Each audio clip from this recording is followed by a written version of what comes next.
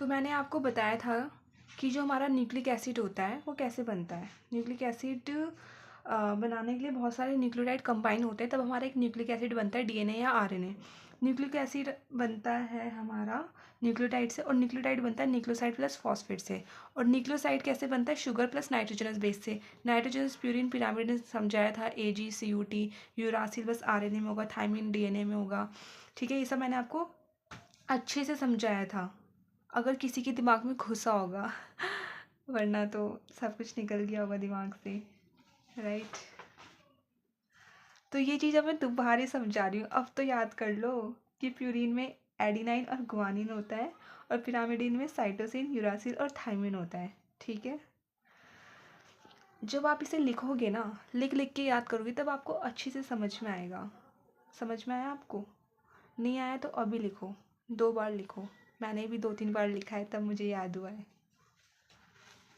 वही लिखा है, शुगर प्लस नाइट्रोजनस बेस मिलेंगे, न्यूक्लियोसाइड बनाया जाएगा। हाँ, आपको ये चीज़ याद रखनी है कि शुगर और नाइट्रोजनस बेस के बीच में एन ग्लाइकोसिटिक बॉन्ड होता है, राइट।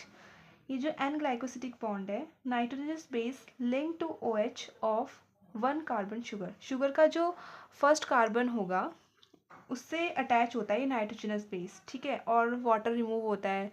ठीक है, ऐसा कुछ इसमें बनता है। आपको ये बस याद रखना है, एन ग्लाइकोसिडिक बॉन्ड, और किससे लिंक होता है? OH ऑफ 1 कार्बन शुगर के। ठीक है, नेक्स्ट है आपका, when a phosphate is link to OH of 5 carbon of nucleoside through phosphoester linkage. जब हमारा न्यूक्लियोटाइड बनेगा, मीन्स फॉस्फेट और न्यूक्लियोसाइड कंबाइन होंगे, तो उनके बीच में फॉस्फोईस्टर लिंकेज होगा, और किससे अटैच होगा? OH of 5 carbon of nucleoside से वो अटैच होगा। 2 न्यूक्लियोटाइड मिलेंगे तो डाई न्यूक्लियोटाइड बनेगा, पर इन दोनों के बीच में कौन सा बॉन्ड होगा? फॉस्फोडाइस्टर लिंकेज होगा, जो कि 3 से 5 डायरेक्शन में होगा। और बहुत सारे न्यूक्लियोटाइड मिलके पॉलीन्यूक्लियोटाइड बनाएंगे। ये आपको पूरा याद होना चाहिए, मैंने इसको बहुत ईजिली एक्सप्लेन करा है। एनसीईआरटी की लाइन को अच्छे से एक्सप्लेन करने की कोशिश की गई है। नेक्स्ट है हमारा, जो हमारा 5 एंड होता है शुगर का, उससे फॉस्फेट अटैच होता है, और जो 3 कार्बन होता है, OH ऑफ 3 कार्बन, उसमें शुगर होता है, राइट। ये आपको याद रखना है कि 5 एंड में फॉस्फेट होता है, और 3 एंड में आपका OH प्रेजेंट होता है, राइट। वही 5 में फॉस्फेट और 3 में OH। बैकबोन क्या होती है पॉलीन्यूक्लियोटाइड की? बैकबोन हमारा बनता है शुगर प्लस फॉस्फेट से, जैसे यहाँ पे शुगर, यहाँ पे फॉस्फेट, यहाँ पे शुगर, ऐसे ये बैकबोन बनती है। और इन पे क्या अटैच होता है अंदर की तरफ? Nitrogenous base. Nitrogenous base inward होते हैं। Nitrogenous base project out from backbone, backbone से प्रोजेक्ट आउट होते हैं और अंदर की तरफ को होंगे, मतलब जैसे ये दो हमारे चेन है, तो इसके अंदर प्रेजेंट होते हैं ये नाइट्रोजनस बेस, ठीक है, ऐसे। अब ना एक एक्सपेरिमेंट है जो आपको याद रखना है, उस साइंटिस्ट का नेम, बेसिकली उसने क्या एक्सप्लेन किया था। जो हमारे फ्रेडरिक मिक्सचर है, कौन है हमारे? Friedrich mixture.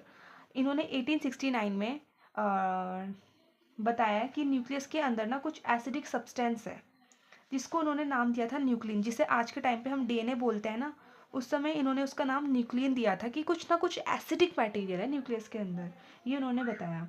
और 1953 में हमारा James Watson and Francis Crick ने डबल हेलिक्स मॉडल दिया डीएनए का, जिसमें इन्होंने क्या टेक्निक यूज़ करी थी? एक्सरे डिफ्रैक्शन टेक्निक यूज़ करी थी, जो कि किसने दिया था? फ्रैंकलिन ने। ये जो साइंटिस्ट के नाम है ना, ये 2 नाम इनको याद कर लो। मिक्सचर ने न्यूक्लियन दिया, वॉटसन एंड क्रिक ने डबल हेलिक्स मॉडल दिया, और एक्सरे डिफ्रैक्शन किसने दिया था? फ्रैंकलिन ने दिया था। याद हो गया? हो गया। अब नेक्स्ट है हमारा हॉलमार्क ऑफ दिस मॉडल। ये जो डीएनए डबल हेलिक्स मॉडल है, इसका हॉलमार्क क्या था? सबसे इंपॉर्टेंट की फीचर क्या था इसका? बेस पेयरिंग, ठीक है। Base pairing between 2 polynucleotide chain. जो हमारी 2 पॉलीन्यूक्लियोटाइड चेन होती है, उनके बीच में क्या होती है? बेस पेयरिंग होती है। अगर यहाँ पे ए है तो इसके सामने टी ही आएगा, अगर यहाँ पे जी है तो इसके सामने सी ही आएगा, ठीक है। तो ये याद रखना है कि ये क्या करते हैं? पॉलीन्यूक्लियोटाइड चेन आपस में बेस पेयरिंग करते हैं। और ये किसके बेस? चारगॉफ रूल आपको पता होगा, चारगॉफ ने क्या दिया था? Ratio between adenine and thymine and guanine and cytosine are constant and equal one. मतलब जो रेशियो है एडिनाइन थाइमिन का, वो किसके इक्वल है? गुआनासिन और साइटोसिन के इक्वल है, जैसे कि यहाँ पे A+G=T+C, मतलब प्यूरिन के सामने हमेशा क्या आएगा, पिरामिडेन आएगा। आपको ये याद रखना है कि एडिनाइन और थामिन एक दूसरे को बेस पेयरिंग करते हैं, कॉम्प्लीमेंट होते हैं एक दूसरे के, और इनके बीच में 2 हाइड्रोजन बॉन्ड प्रेजेंट होता है, और G और C के बीच में 3 हाइड्रोजन बॉन्ड प्रेजेंट होता है। Features of DNA double helix model, इसके क्या क्या फ़ीचर हैं, इसमें टोटल 5 फीचर्स हैं जो आपको याद रखने हैं, वेरी इंपॉर्टेंट है। इसको मैंने शॉर्ट फॉर्म में आपको दिया है प्रेजेंट करके। फर्स्ट है हमारा मेड ऑफ 2 पॉलीन्यूक्लियोटाइड चेन। ये जो हमारा DNA डबल हेलिक्स मॉडल है, इसमें 2 पॉलीन्यूक्लियोटाइड चेन से बना होता है। इसकी जो बैकबोन होती है वो शुगर प्लस फॉस्फेट होती है इसकी बैकबोन, और इसमें नाइट्रोजन बेस जो है वो प्रोजेक्ट इनसाइड अंदर की तरफ प्रोजेक्ट होते हैं, जैसे यहाँ पे बता रखा है मैंने। नेक्स्ट है 2 chains have anti parallel polarity. इनकी क्या होती है, एंटी पैरेलल पोलैरिटी होती है। जैसे कि अगर ये 5 से 3 डायरेक्शन में है तो ये 3 से 5 होगा, मतलब अपोजिट हैं एक दूसरे के, एंटी पैरेलल है ये दोनों। नेक्स्ट है हमारा A के सामने T आएगा, G के सामने C आएगा, C के सामने G आएगा, तो ऐसे ही होते हैं। जैसे A के सामने T है और उनके बीच में 2 हाइड्रोजन बॉन्ड, G के सामने C 3 हाइड्रोजन बॉन्ड, तो वही बता रहा है कि हाइड्रोजन बॉन्ड प्रेजेंट होते हैं between base pairs. Next point है 2 chains are coiled in right hand fashion. ये राइट हैंड फैशन में कॉइल होती है। इनकी जो पिच होती है हेलिक्स की वो 3.4 नैनोमीटर होती है, और जब 1 टर्न करता है बेस पेयर तो टोटल 1 टर्न में 10 बेस पेयर्स होते हैं। तो डिस्टेंस बिटवीन बेस पेयर कितना हो जाएगा, 0.34 नैनोमीटर।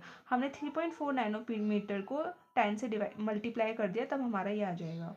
स्टेबिलिटी कैसे होती है इनके बीच में, हाइड्रोजन बॉन्ड की वजह से स्टेबिलिटी भी मिलती है, राइट।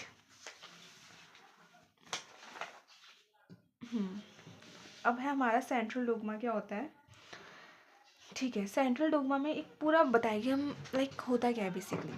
डीएनए से डीएनए के बनाने के प्रोसेस को रेप्लिकेशन बोलते हैं। डीएनए से अगर डीएनए बन रहा है तो रेप्लिकेशन, डीएनए से अगर एमआरएनए बन रहा है तो ट्रांसक्रिप्शन, और एमआरएनए से अगर प्रोटीन बन रहा है तो ट्रांसलेशन, और इसी को सेंट्रल डोग्मा बोलते हैं। अगर आपको याद करना है बेसिकली, डीएनए से एमआरएनए ट्रांसक्रिप्शन, एमआरएनए से प्रोटीन ट्रांसलेशन, हो गया याद। अब पूरा डिटेल में पढ़ना है, ये पूरा एक टॉपिक ही बहुत ज़्यादा इंपॉर्टेंट है, ये टॉपिक बहुत इंपॉर्टेंट है, ये भी इंपॉर्टेंट है, सारा ही इंपॉर्टेंट है इस चैप्टर में, कुछ भी आ सकता है। सो फर्स्ट है पैकेजिंग ऑफ डीएनए हेलिक्स। हम एक डीएनए हेलिक्स मतलब हम कैसे पैकेजिंग कर रहे हैं वो हम समझेंगे। सबसे पहले आपको पता होना चाहिए जो हमारा न्यूक्लियस है उसके अंदर प्रेजेंट होता है हमारा डीएनए। न्यूक्लियस के अंदर प्रेजेंट है डीएनए, तो पहले हमें पता होना चाहिए कि न्यूक्लियस का डायमीटर कितना होता है, 10⁻⁻⁻6 मीटर, और डीएनए कितना है। डीएनए का कैसे निकालेंगे, 2.2 मीटर तो आ गया, बट ये कैसे आया होगा, राइट। ये आया कैसे है, तो हम कैसे निकालेंगे, नंबर ऑफ बेस पेयर को मल्टीप्लाई कर देते हैं distance between base pair. Number of base pair कितना होता है ह्यूमन डीएनए में, 6.6 इंटू 10⁻⁹ बेस पेयर, और एक मतलब और बेस पेयर्स के बीच में डिस्टेंस कितना है, 0.34 नैनोमीटर। तो इसी से कितना आ गया, 2.2 मीटर की लेंथ होती है डीएनए की। पर आप देख रहे हो कि न्यूक्लियस छोटा है और डीएनए की लेंथ ज़्यादा है, तो इसको हम ऐसे कॉइल करते हैं, ऐसे पैकेज करते हैं कि न्यूक्लियस के अंदर आ जाए। तो वही पढ़ना है कि कैसे हम इसकी पैकेजिंग कर रहे हैं। फर्स्ट है हमारा प्रोकैरियोट्स। प्रोकैरियोट्स में एग्जाम्पल दे रखा है ई कोलाई, कि ई कोलाई में क्या होता है कि उसके पास अपना खुद का न्यूक्लियस तो होता नहीं है, डिफाइंड न्यूक्लियस नहीं है प्रोकैरियोटिक के पास। तो हम इसको कैसे मतलब अरेंज करते हैं, तो हमें पता है कि जो डीएनए होता है नेगेटिव चार्ज होता है, held with some positive charge protein termed as nucleoid.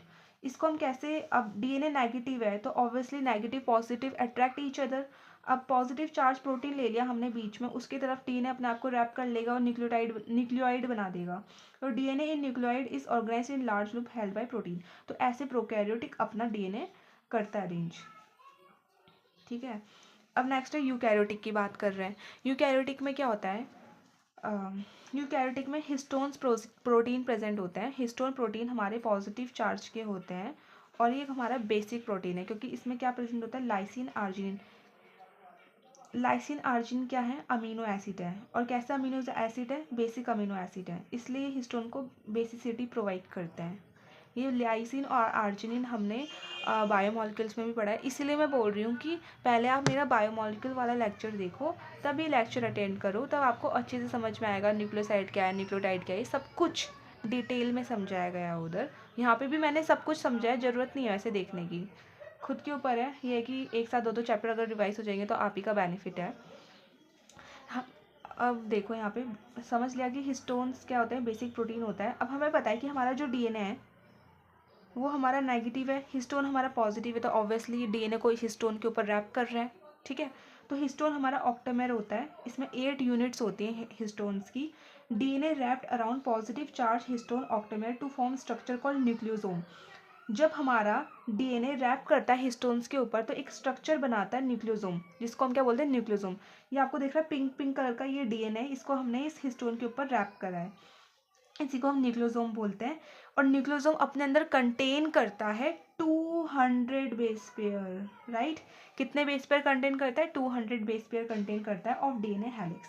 जो हमारा न्यूक्लियोसोम होता है, nucleosome constitute repeating unit of structure in nucleus called chromatin. जब न्यूक्लियोसोम अपनी रिपीटिंग स्ट्रक्चरल यूनिट बनाएगा तो क्या बनाता है, क्रोमैटिन बनाता है। न्यूक्लियस के अंदर होता है ये क्रोमैटिन।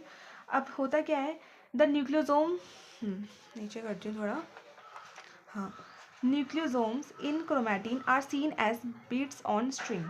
ये आपको ना कैसे दिखता है, वो बीट्स ऑन स्ट्रिंग की तरह दिखता है। क्रोमैटिन के अंदर जो न्यूक्लियोसोम्स होते हैं वो बीट्स ऑन स्ट्रिंग के फॉर्म में प्रेजेंट होते हैं।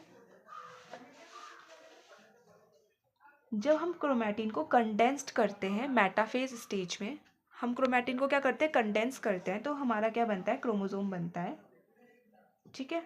जो हमारा क्रोमैटिन होता है 2 टाइप के होते हैं, यू क्रोमैटिन और हेट्रोक्रोमैटिन।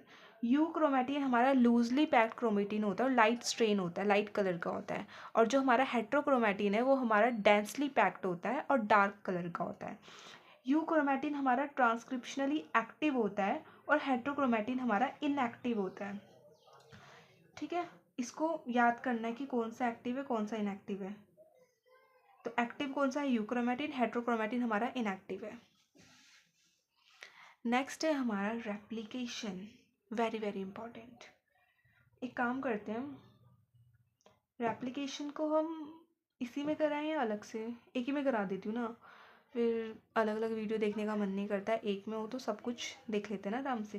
तो रेप्लिकेशन भी अभी पढ़ा देती हूँ, थोड़ा सा लंबा हो जाएगा लेक्चर क्योंकि इसमें 3 टॉपिक्स हमारे कवर हैं, ओके। तो रेप्लिकेशन में सबसे पहले किसने दिया था, ये वाटसन एंड क्रिक 1953 में उन्होंने एक कॉपिंग मैकेनिज्म दिया जेनेटिक मटेरियल का, कि जो हमारा जेनेटिक मटेरियल है वो semi conservative DNA replication show करता है। मतलब एक उसका पेरेंटल डीएनए होगा और उसकी उसी से कॉपिंग होके हमारा एक सेमी कंजर्वेटिव डीएनए बनता है। तो कैसे बनता है वो हम पूरा डिटेल में समझेंगे। 2 strands separate and act as template for the synthesise of new complementary strand. जो हमारे डीएनए हमारा ऐसे होता है ना डीएनए, तो ये दोनों आपस में अलग अलग होंगे और क्या करेंगे, दोनों ही टेम्पलेट की तरह काम करे जाएंगे और कॉम्प्लीमेंट्री स्ट्रैंड्स बनाएंगे अपना। Each DNA molecule have 2 part होते हैं एक डीएनए मॉलिक्यूल में, एक होता है हमारा पेरेंटल और एक होता है न्यूली सिंथेसाइज स्ट्रैंड, जिसको हमने क्या बोला, डीएनए सेमी कंजर्वेटिव वाला स्ट्रैंड होता है एक। तो डीएनए रेप्लिकेशन सेमी कंजर्वेटिव का हमने एक एक्सपेरिमेंट परफॉर्म करा है इसको एक्सप्लेन करने के लिए। First shown in E coli and plants and animal cell, हमने ई कोलाई प्लांट हर किसी में इसको करने की कोशिश करी इस एक्सपेरिमेंट को। जो हमारे मेसेल्सन एंड स्टाल थे उन्होंने 1958 में अपना एक्सपेरिमेंट परफॉर्म करा, जिसमें उन्होंने ई कोलाई को लिया।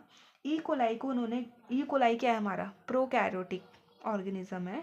ई कोलाई को हमने ग्रीव करा बहुत सारी जनरेशन तक, किसके अंदर, N15H4Cl के अंदर हमने इसको करा। जो ये जो N15 है ये इंपॉर्टेंट रोल प्ले करेगा इसमें।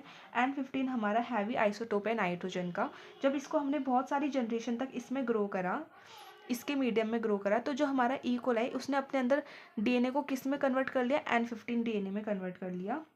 अब जो ये जो ई कोलाई हमें मिला, अब उसके पास अपना क्या है, the newly synthesise DNA have N15। अब उसके डीएनए के पास N15 आ चुका है।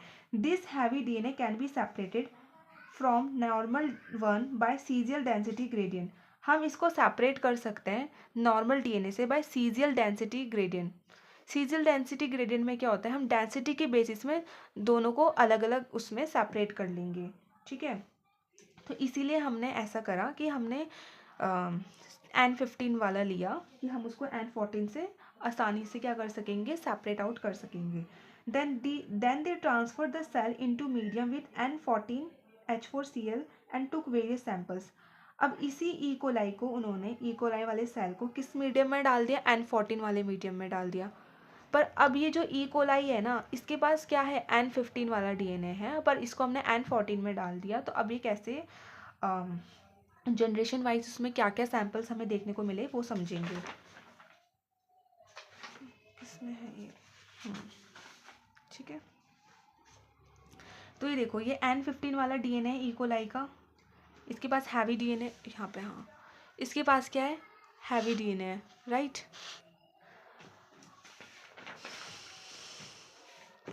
इसके पास है हैवी DNA, इसको हमने N14 वाले में डाला 20 मिनट तक, क्योंकि ई कोलाई को 20 मिनट लगते हैं अपने सेल को डिवाइड करने के लिए। जब इसने अपने आप को डिवाइड करा तो हमें एक शॉकिंग रिजल्ट मिला कि इस ई कोलाई ने क्या करा, 100% हाइब्रिड बनाए फर्स्ट जनरेशन में। 100% हाइब्रिड मतलब ये दोनों ही टैबलेट की तरह काम करेंगे। ये वाला जो है ये अपने अंदर N14 वाला ला देगा एक। N15 तो ये पेरेंटल है, N14 न्यूली सिंथेसाइज्ड है, मतलब सेमी कंजर्वेटिव वाला है। वैसे ही इसमें भी N15 हमारा पेरेंटल है, N14 हमारा न्यूली सिंथेसाइज, उसने जो सिंथेसाइज करा है, क्योंकि जैसा उसे मीडियम मिलेगा वो वैसी नाइट्रोजन लेगा ना, तो उस पर यहाँ पे 14 वाला था, तो जो न्यूली बने दोनों में वो N14 वाले बन रहे। तो इसमें हमें 100% हाइब्रिड देखने को मिला फर्स्ट जनरेशन में। फिर हमने दोबारा N14 वाला मीडियम दिया इस ई कोलाई को, और इसको हमने 14 मिनट तक रहने दिया। तब हमें डिफरेंट रिजल्ट मिला सेकेंड जनरेशन में। हमें क्या मिला रिजल्ट कि 2 तो हमें लाइट मिले जिन्होंने मतलब कुछ नहीं करा, और 2 हमें हाइब्रिड मिले। तो क्या मिला, 50% हमें लाइट मिला और 50% हमें हाइब्रिड मिला सेकेंड जनरेशन में। फिर हमने 60 मिनट तक और रखा, तब हमें 75% लाइट मिला, 25% हमें हाइब्रिड मिला। फिर हमने 80 मिनट तक रखा तो हमें 87.5% लाइट मिला और 12.5% हाइब्रिड मिला।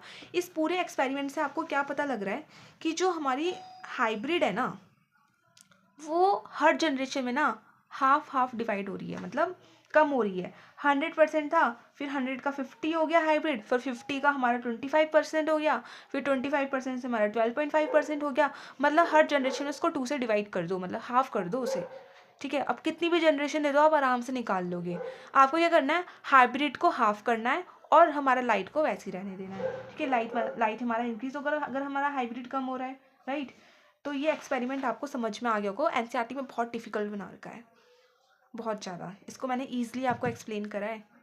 ये एनसीईआरटी में यहीं तक देर का है, और आगे का पूछ लेंगे कि 60 मिनट में कितना होगा, 80 मिनट में कितना होगा। ये मैंने खुद से कैलकुलेट करके आपको दिया है, इसको भी याद कर लेना। याद क्या करना है, 2 से डिवाइड कर देना। 50 से 2 को 2 से डिवाइड करेंगे 25%, 25 को 2 से डिवाइड करेंगे 12.5%, ठीक है। अब हम ऐसे ही एक्सपेरिमेंट एक टाइलर ने भी परफॉर्म करा था, उसकी सेमी कंजर्वेटिव को शो करने के लिए। उन्होंने एक्सपेरिमेंट करा था टाइलर ने, किसमें 1950 कितने में करा था, उतने ही ईयर में करा था जितना इसका था।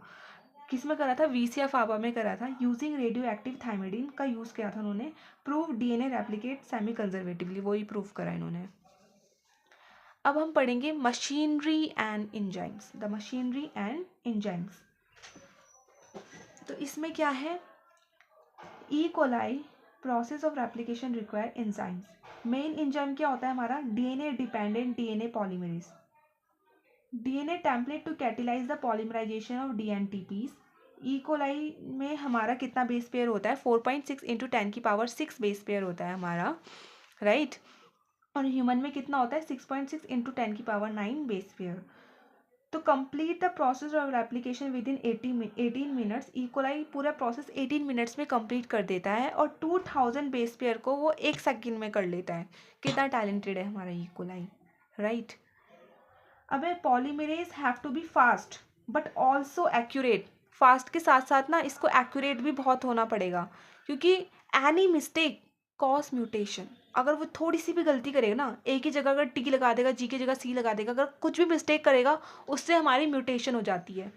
और वही म्यूटेशन हम प्रिंसिपल इनहेरिटेंस में पढ़ेंगे, कैसे हमारा डाउन सिंड्रोम हो रहा है, कैसे क्लिनफिल्टर सिंड्रोम हो रहा है, ठीक है। जितने भी सिंड्रोम है ये म्यूटेशन की वजह से हो रहे हैं, क्रोमोसोम नंबर का हो रहा है, बेस पेयर में अदला बदली होती है, ठीक है। वो सब हम पढ़ेंगे आगे, अभी के लिए आपको इतना याद रखना है। अब जो हमारा डीऑक्सीराइबोस न्यूक्लियोसाइड ट्राइफॉस्फेट है, इसके 2 पर्पस होते हैं। क्या है वो 2 पर्पस हमारे, पहला है in addition to acting as substrate, dNTPs हमारा सबस्ट्रेट्स की तरह काम करेगा। मतलब जो हमारा डीएनए डिपेंडेंट डीएनए पॉलीमरेज है, वो किसे जोड़ेगा? डीएनटीपीस को ही तो जोड़ के बनाएगा ना हमारा कॉपी वाला। डीएनए रेप्लिकेट कैसे करेगा? डीएनटीपीस की मदद से करेगा, जो कि सबस्ट्रेट की तरह काम कर रहे हैं। और सेकंड, ये एनर्जी प्रोवाइड करते हैं पॉलीमराइजेशन रिएक्शन को। दो काम पढ़ ले, एनर्जी देना और सबस्ट्रेट की तरह काम करना। ये कौन कर रहा है? डीएनटीपीस का ये वर्क है। Replication occur within a small opening of DNA helix refer to as replication fork. जो हमारा रेप्लिकेशन वाला प्रोसेस है वो कहाँ पे होगा? जब डीएनए अपना थोड़ा सा ओपन होगा, उसको हमने क्या बोला है? रेप्लिकेशन फॉर्क बोला है। वहाँ पे हमारी रेप्लिकेशन की प्रोसेस स्टार्ट होती है, right. DNA dependent DNA polymerase catalyst polymerisation only in one direction. ये जो हमारा डीएनए पॉलीमरेज है ये एक ही डायरेक्शन में हमारा पूरा प्रोसेस करता है, 5' से 3' डायरेक्शन। ओके, अब हमें कुछ ये जो इम्पोर्टेंट, बहुत इम्पोर्टेंट है, बहुत ज़्यादा। टेम्पलेट जो होता है डीएनए का, जो टेम्पलेट है, एक की पॉलरिटी होती है 3 से 5 और एक की पॉलरिटी होती है 5 से 3। जो 3 से 5 वाली पॉलरिटी वाला डीएनए होगा, डीएनए का टेम्पलेट, वो हमारा लीडिंग स्ट्रैंड की तरह काम करेगा, कंटिन्यूस स्ट्रैंड की तरह काम करेगा। और जो हमारा 5' से 3' वाला टेम्पलेट है वो डिसकंटिन्यूस फ्रेगमेंट की तरह काम करेगा, जिसको हम लैगिंग स्ट्रैंड भी बोलेंगे। इसको हमने लैगिंग बोला, इसको हमने लीडिंग बोला, राइट। एक को हमने लीडिंग बोला, एक को हमने लैगिंग बोला, on the basis of their polarity. 3 से 5 पॉलरिटी जो है, 3 से 5 पॉलरिटी को हमने कंटिन्यूस स्ट्रैंड बोला, लीडिंग स्ट्रैंड। और 5 से 3' पॉलरिटी को हमने डिसकंटिन्यूस स्ट्रैंड बोला और लैगिंग स्ट्रैंड। ये क्या करता है? अब हमने पढ़ा था ना कि जो हमारा डीएनए डिपेंडेंट डीएनए पॉलीमरेज है वो डीएनटीपीस को कैसे लगाएगा? 5 से 3 डायरेक्शन में। अब जो 3 से 5 है इसके अपोजिट 5 से 3, तो ये कंटिन्यूसली लगाते जाएगा, डीएनटीपीस को लगाएगा लगाएगा लगाएगा, कुछ रुकावट नहीं है। बट जब वो इस वाले स्ट्रैंड में पहुंचेगा 5 से 3' वाले स्ट्रैंड में, तो वो चीज़ डिफ़िकल्टी देख रहा है कि अब उसको 5 से 3 में जोड़ना है, तो रुकेगा तब जोड़ेगा, रुकेगा जोड़ेगा, मतलब एक तरह से डिफ़िकल्टी होगी उसे, और उसको अलग अलग फ्रेगमेंट्स में डिवाइड हो जाता है, जिसको ओकाजाकी फ्रेगमेंट्स बोलते हैं। इन ओकाजाकी फ्रेगमेंट्स को जोड़ने के लिए फिर हम डीएनए लाइगेज का यूज़ करते हैं, राइट। इन यूकैरियोट, ये तो हमने बात करी, प्रोकैरियोट्स में ऐसा होता है। In eukaryotes replication of DNA occur in S phase of cell cycle. हमने पढ़ा था सेल साइकिल एंड डिवीजन वाले चैप्टर में, यूकैरियोट में हमारा रेप्लिकेशन किस फेज में होता है? एस फेज में होता है, राइट। ये भी हो गया है, ठीक है। रेप्लिकेशन हमने पढ़ ली है अच्छे से। अब हमें क्या पढ़ना है? We have to study now transcription, ठीक है, यही है ना। एक तो पेजेस मैंने उल्टे सिल्टे लगा दिए हैं। फर्स्ट हमने ये पढ़ा, ठीक है, फर्स्ट पेज। ये हमारा सेकंड पेज था, ये हमारा थर्ड पेज, हाँ ये फोर्थ पेज है हमारा ट्रांसक्रिप्शन। अब हमें पढ़ना है the process of कॉपिंग genetic information from one strand of DNA into RNA. DNA से आरएनए तक कॉपी करना इन्फॉर्मेशन को ही ट्रांसक्रिप्शन बोलते हैं, ठीक है। डीएनए से आरएनए बनाने के प्रोसेस को ट्रांसक्रिप्शन बोलते हैं।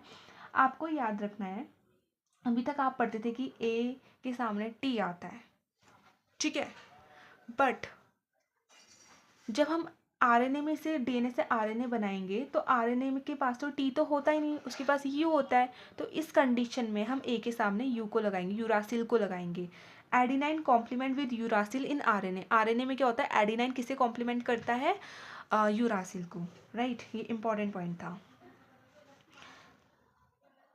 थाइमिन का दूसरा नेम क्या होता है वो मुझे कमेंट सेक्शन में बताना, और यूरासिल का, ठीक है। ट्रांसक्रिप्शन यूनिट के 3 टाइप्स होते हैं, 3 यूनिट्स होती हैं, प्रोमोटर, स्ट्रक्चरल जीन और टर्मिनेटर।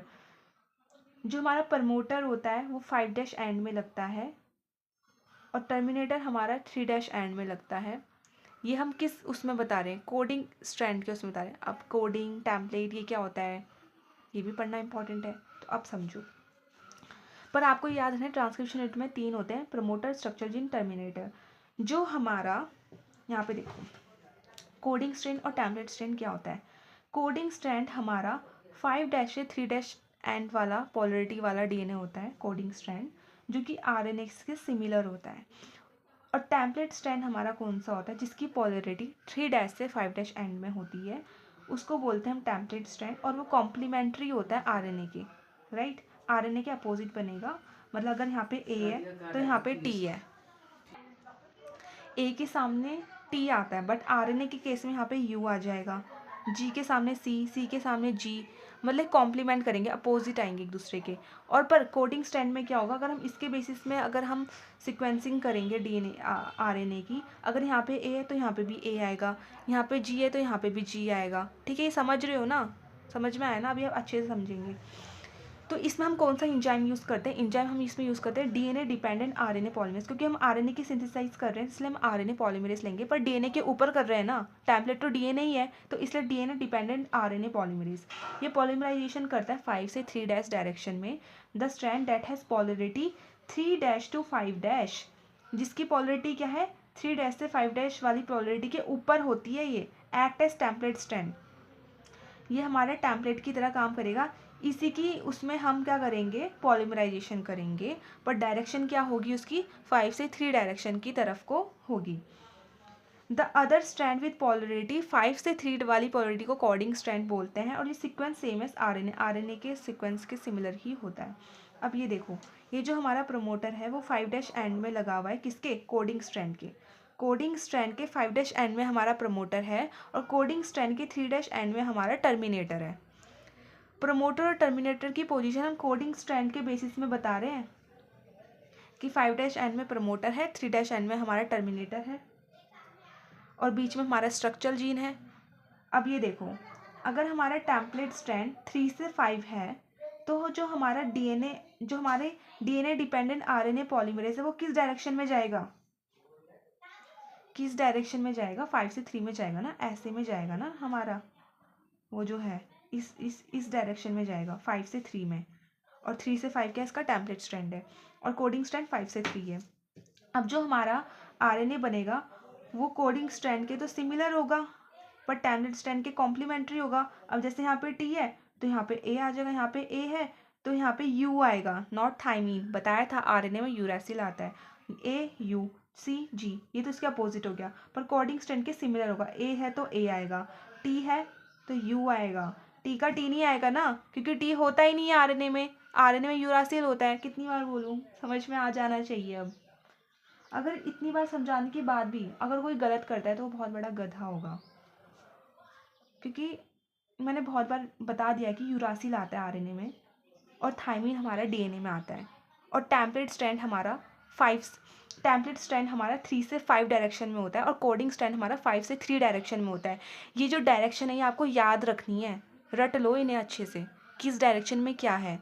और जो हमारा हमेशा जो इंजाइम, जो डीएनए डिपेंडेंट आरएनए पॉलीमरेज है, वो किस डायरेक्शन में हमारा पॉलीमराइज करेगा, 3 से 5 डायरेक्शन में। ऑप्शन में 5 से 3 भी दिया रहेगा, पर आपको 3 से 5' ही मार्क करना है, क्योंकि वो इम्पोर्टेंट, ये ही राइट है। नेक्स्ट है transcription unit and gene. A gene is defined as functional unit of inheritance. Gene हमारा फंक्शनल यूनिट ऑफ इनहेरिटेंस है। Gene sequence coding for tRNA और RNA also define as gene.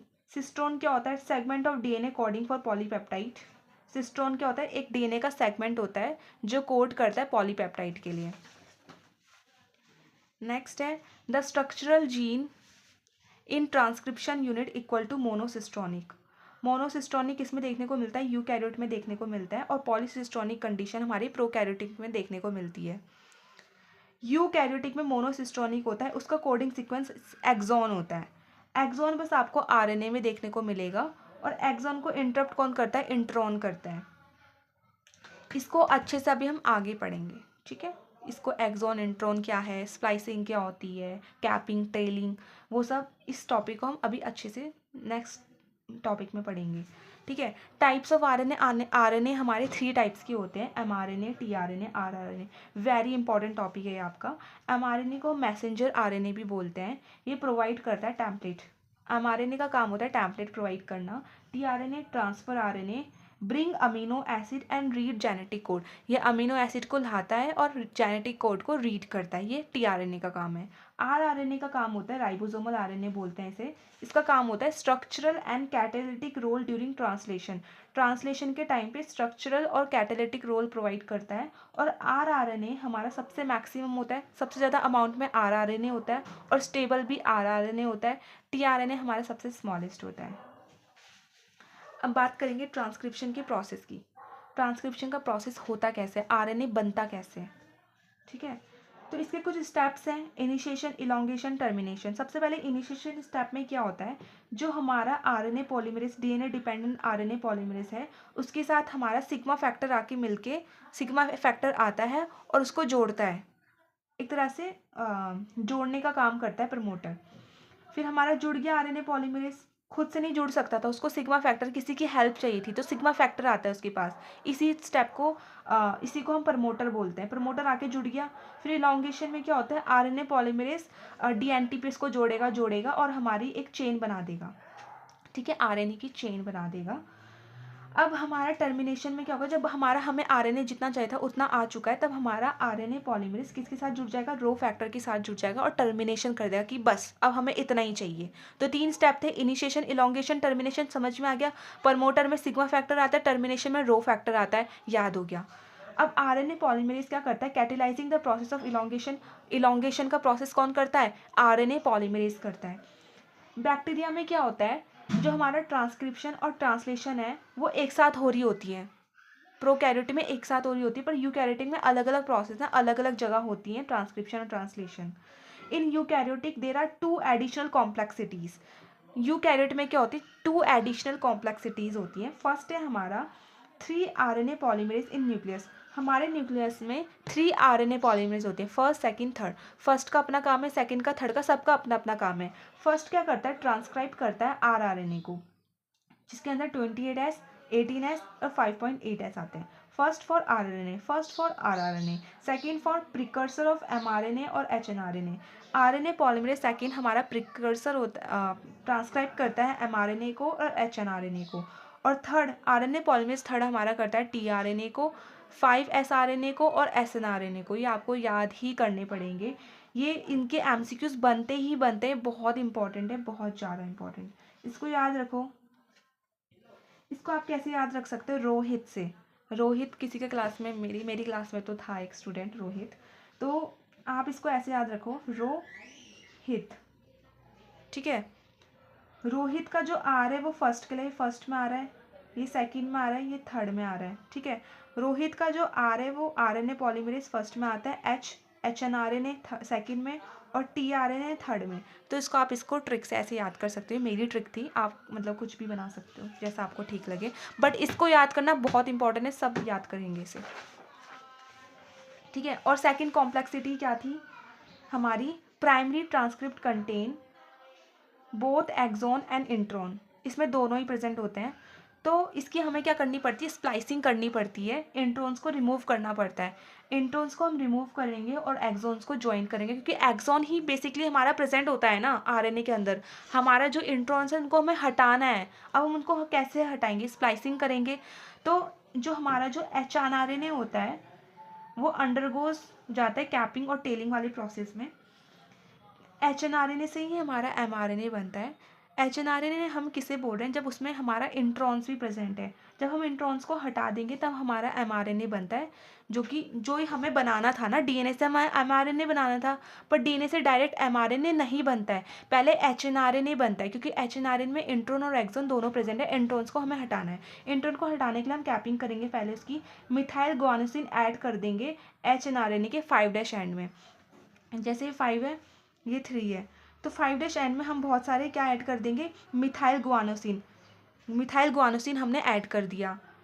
फिर हम telling में क्या करेंगे, एडिनाइल रेसिड्यून ऐड करेंगे, ए add करेंगे इसके 3' एंड में एचएनआरएनए के। तब हमारा क्या होगा, स्प्लाइसिंग हो जाएगी। स्प्लाइसिंग हो जाएगी मतलब इंट्रॉन्स को हमने हटा दिया, जो बीच में इंट्रॉन्स थे वो हट गए, तो हमारा क्या बचा, बस एक्सॉन वाला बचा।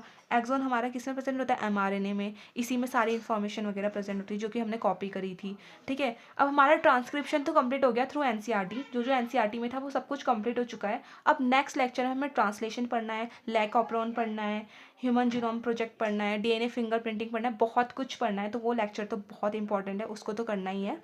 तो बहुत लंबा भी होगा, लाइक 1 घंटा तो लगेगा उसे कंप्लीट करने में। सो थैंक यू एवरीवन जिन्होंने ये वीडियो कंप्लीट देखी है। इसमें बहुत कुछ याद करने को, तो आप साथ में इसके नोट्स आपने बनाए होंगे, इसको रिवाइज करते रहना। Thank you very much.